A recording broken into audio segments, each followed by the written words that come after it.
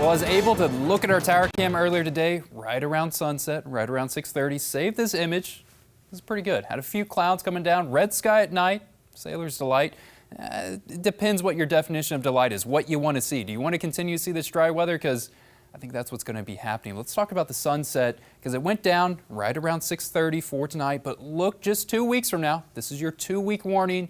Fall daylight savings is taking place, and everyone, it's controversial. They got opinions about it. They either love it or hate it. And this is the one that people tend to like a little bit better than the spring because clocks fall back. You get an extra hour of sleep. But what you're giving up is blessed sunshine in the evening, as the sun will be setting 2 weeks from now at 5:12 p.m. That means for Thanksgiving, the sun's going to be setting before the clock even hits 5. For Christmas, right around 5 o'clock. That's when you're going to have the sun that's going to be setting. So this is your 2-week warning. Get an hour of sleep, but you're also getting that sun setting earlier and earlier into the evening.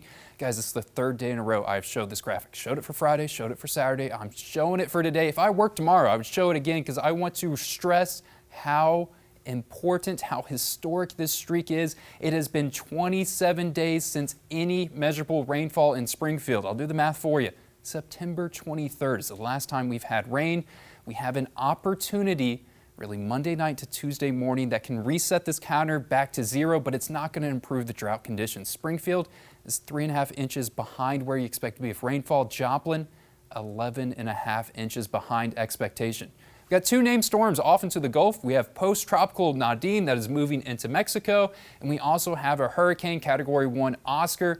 Neither one of these are going to be impacting us. And when I say us, I mean us in Missouri and us as Americans. I think both of these storms are getting out of the way. Oscar, look at this kind of sharp right-hand turn that it's taking. It looks like it's going to go onto a path and hit Florida again with a hurricane, but is getting out of the way, going into the middle of the Atlantic. Probably the best place to have a hurricane just because it's so far away from people and not a lot of people will feel that impacts. Here's our opportunity of wet weather that's going to be coming a little more than 24 hours from now. We got this weather maker that we need to get closer to us, and it's going to be traveling for the majority of the day tomorrow. It's not going to be impacting our weather for tomorrow during the day. What we got today is what we're getting tomorrow. Sunshine, temperatures around the 80-degree mark, some winds that can be out of the south, not too breezy. You see these bands of wet weather that are kind of launching off this weather maker? If we get one of those bands that can sling our way, that's opportunity that we can break this streak really Monday night into Tuesday morning, but not expecting a whole lot of rain, not expecting a downpour.